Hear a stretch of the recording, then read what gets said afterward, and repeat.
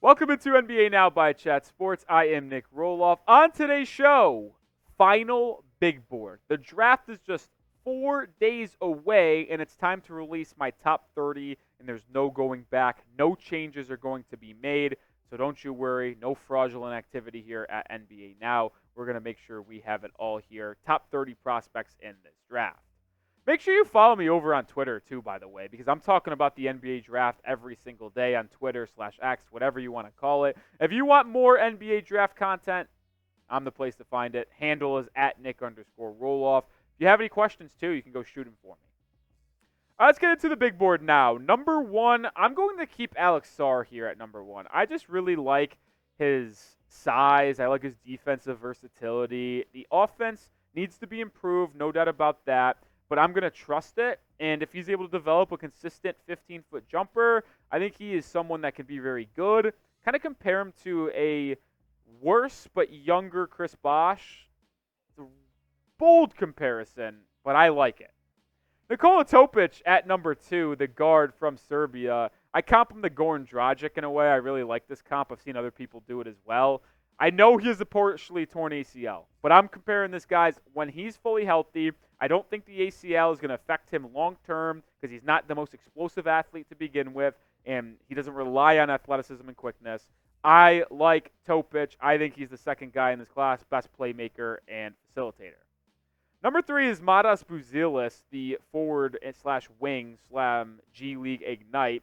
Buzelis is one of the best defenders. He's got a great profile athletically. Struggled a little bit with his shot in the G League Ignite, but I think that will improve in the NBA.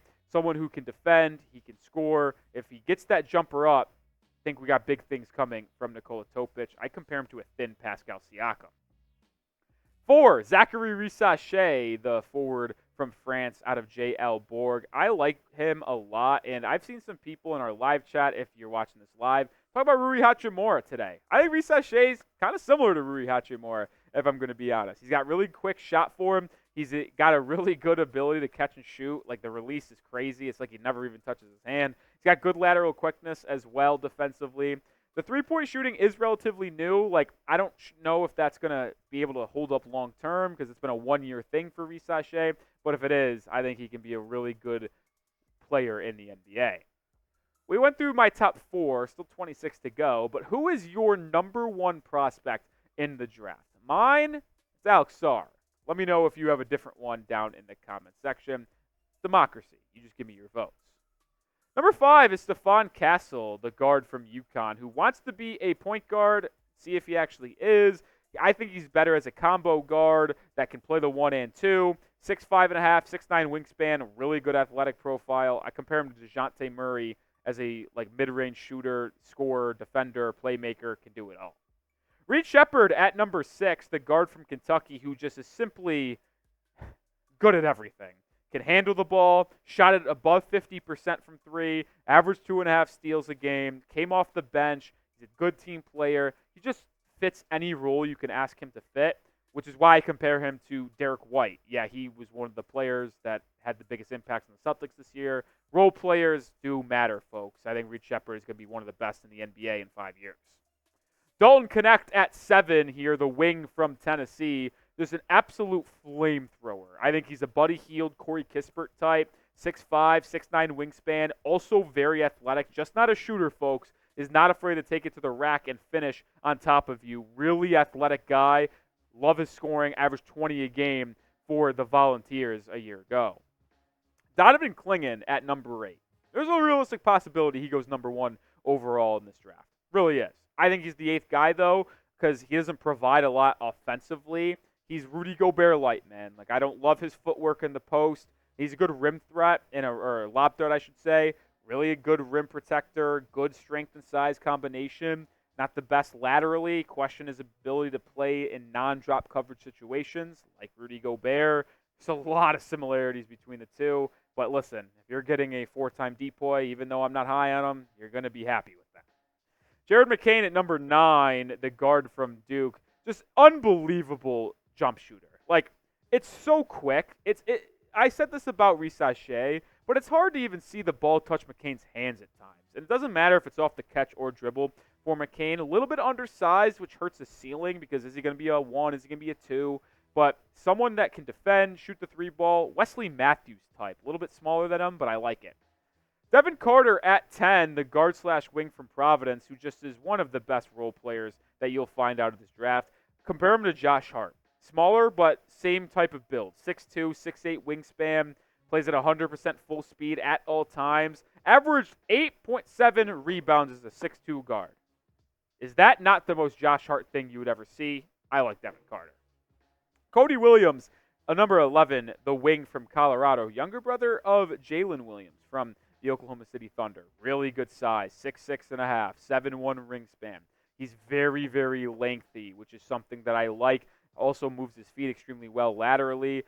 The one thing with him, needs to add some weight, only 178 pounds. I don't think it's sustainable for someone of his frame. And the volume from his three-point shot 41.5%, does need to go up. He projects as a 3-and-D wing, similar to Taurean Prince, which, listen, Taurean Prince, Lakers fans hate him, but he was pretty good back in his day. Make sure you get the best NBA draft content on YouTube by hitting that sub button. We're going to be the #1 place to find that, and oh boy, look at my typo. This is on me, folks. Hand up, bad typo on me. That's on me. Make sure you hit that sub button, though. Those won't happen in the future. Number 12, Ron Holland, the wing from the G League Ignite. I like him, man. He's really good. The problem is he's such a bad jump shooter. Like, shot 24% from 3, had a lot of bad misses, 20-plus air balls / barely hitting the rim. But he can defend, man. I think he's like a Derrick Jones Jr. type. Like, might be helped off of and be an offensive liability, but will be able to run the floor and be excellent in transition, as well as a wing defender that just causes havoc. Rob Dillingham at 13, the guard from Kentucky. Everything that you watch him do screams stud. Issue: 6'1", 6'3" wingspan, 164 pounds. That just is not sustainable in the NBA. He will be hunted every single possession defensively. People will try to bang him up and be physical with him. And if he's not able to handle that, he could be unplayable, which is why he's either Bones Highland or Lou Williams.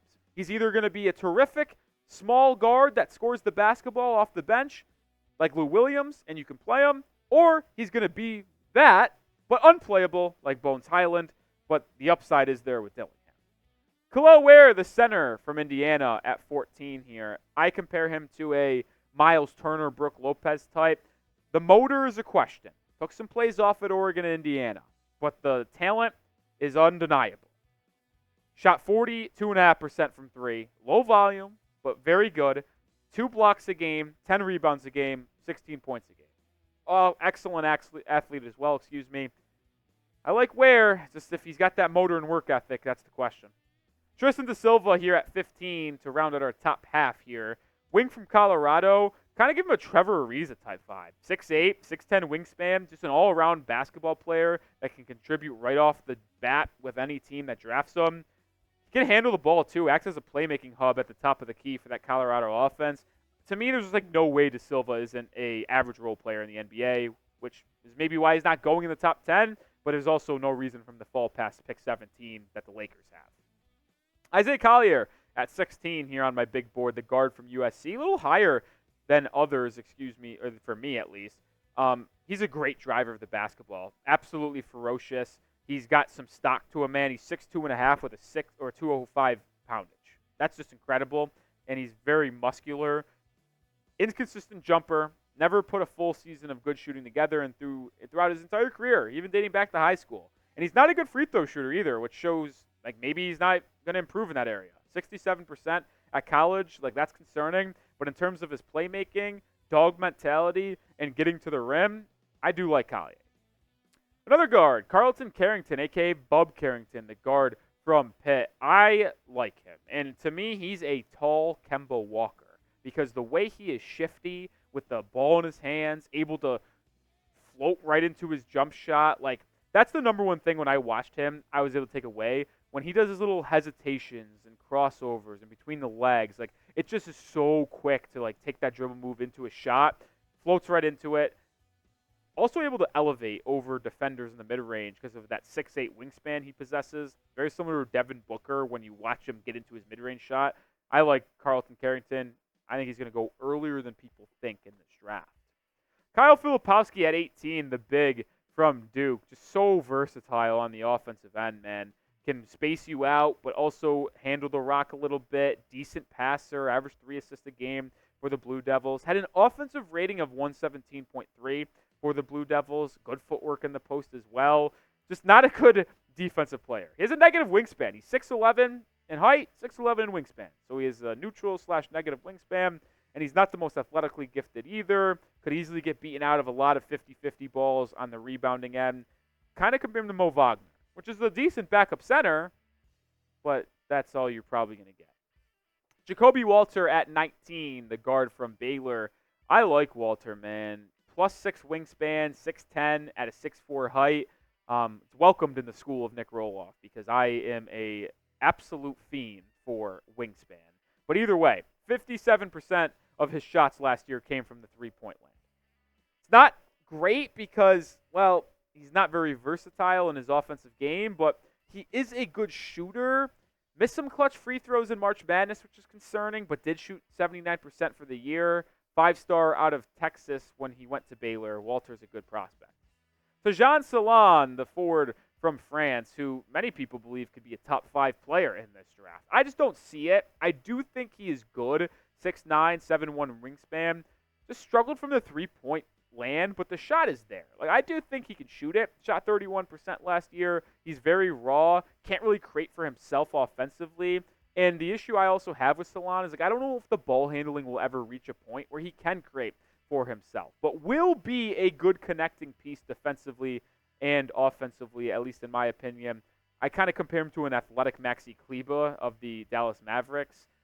We'll see if that pans out. I don't love that comp, but it's what I have now. Johnny Furphy, 21, the wing from Kansas. He has the most aesthetically pleasing jump shot that maybe I have ever seen. There's no wasted movement, really strong base, excellent release point, can space the floor extremely well and puts himself in a great position to cut baseline or backdoor cuts. The issue is not the best laterally moving guy. Gets torched easily by quick wings and guards at the college level. He fouled 3.2 times a game per 36 minutes, which is not great. And I don't think the ball handling ability will ever be there. So to me, he's more of like another role-playing type guy that won't be able to ever create for himself. Looking for a comp for him, Cam Johnson from the Brooklyn Nets. Need those type of guys, three-point shooters that can defend a little bit. Maybe Johnny Furphy's your guy.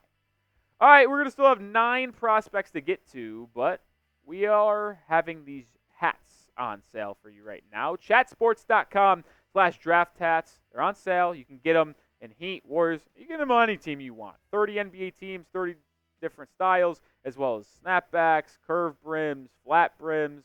Got them all. So make sure you get yours today. Chatsports.com/draft hats. Tyler Smith from the G League Ignite at pick 22. Just unbelievable athlete. You do not want to jump up with him, whether it be on a rebound, whether it be on a drive from Smith. Like, you have a 50% chance of getting absolutely posterized. He didn't have a good shooting showing at the NBA Combine, but shot 36% from 3 in the G League Ignite. I like him long-term, man. Like, he's a good standing reach as well. The only issue I have with him is that for someone who is athletic as long as Tyler Smith is, I would expect his defense to be better.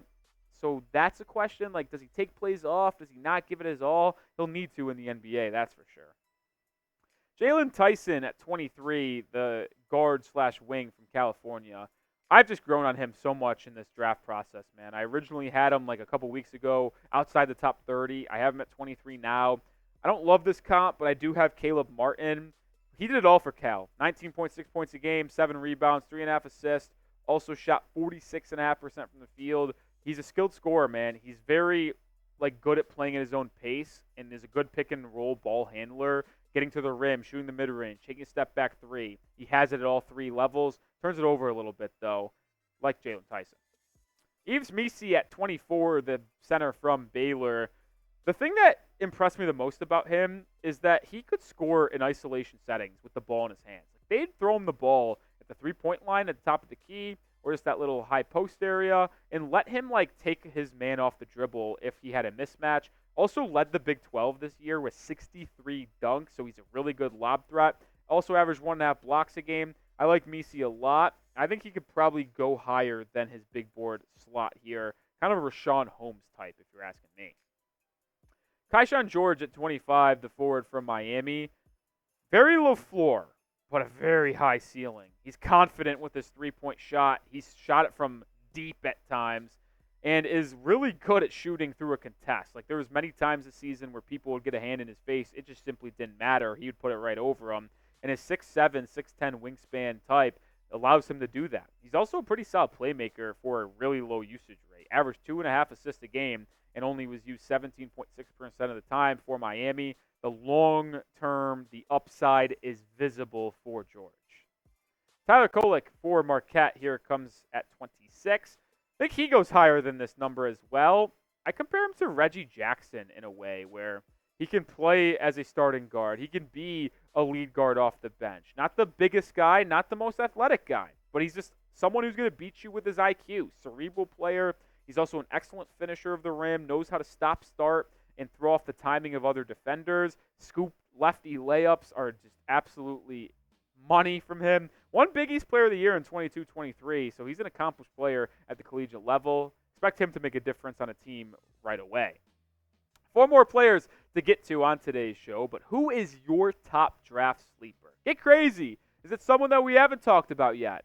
Am I too low on someone? I don't know. Let me know what your thoughts are down in the comment section on who your top sleeper is. 27, Deron Holmes, the big man from Dayton. Defensive Player of the Year and Player of the Year at the A10 level last season. Good back to the basket player. Did most of his offensive work on the block. Also expanded his game a little bit. Shot 38.6% from 3 as well. There is something there, man. Took 2.5 3-pointers a game, which is obviously pretty solid in shooting 38%. The only issue I have with him is his undersize. He's 6'9" with a 7-foot wingspan. Wingspan is good, but true center at 6'8 3/4, 6'9", it's not ideal. Is that going to be able to translate, and is his offense going to be able to go to the next level? So what I'm higher on than others in the community of draft world, Ryan Dunn, the wing from Virginia. He just simply is the best defensive player in this class. Simple as that. 6'7", 1.5 wingspan, 6'6". He can switch 1 through 4, and I could argue he can defend a 5 at times because he's physical, he's built, he's very strong. He's a chase down block artist. So if you watch his film, he did it a lot. If he's behind you, man, look over your shoulder the entire time because Dunn is coming. Not a good offensive player. We talked about how bad Ron Holland is offensively. Ryan Dunn is 10 times worse than that. There's a chance he's out of the league because of how bad he is offensively. But if he's able to become a below average offensive player, then there's a chance he's an above average playmaker, or excuse me, not playmaker, but role player because of how good he is defensively. Compared to Jared Vanderbilt, if you ask me. Kevin McCullough, 29 here. Intriguing prospect that I am a little higher on. He just does it all. He's an older guy, not the best shooter, but he did improve a little bit. The shot form is there. It's hard for me to try to sell you on him because the upside isn't good, but I do think there's a very high floor for him. It's like a Denzel Valentine type, if you ask me. Talk about that comp. Yeah, I went in the weeds for that one, but I do like McCullough. That was not the best sales pitch, but I do like him. Last player we'll talk about today, and the last first-round player I have on my board, Baylor Shireman, the wing from Creighton. I compare him to a former Blue Jay, Doug McDermott. Not a good defender whatsoever. What he will provide, elite three-point shooting. He's crafty. He can score at all 3 levels. He's not afraid to mix it up inside either. He began his career at South Dakota State, won Summit League Player of the Year before transferring to Creighton and dominating for a couple seasons. He's also a really good playmaker and a good rebounder. 9 rebounds a game last year. The issue, will he be able to stay on the floor because teams will hunt him relentlessly on the defensive end? All right, that's going to do it for this show. Well, final big board. If you have any complaints about my big board, go complain over on my Twitter at Nic_Rohloff. Have no issue doing it. Follow me, though, if you're going to do that, because I tweet about the NBA, and we'll have draft news and rumors covered on a daily basis. So give me a follow at Nic_Rohloff.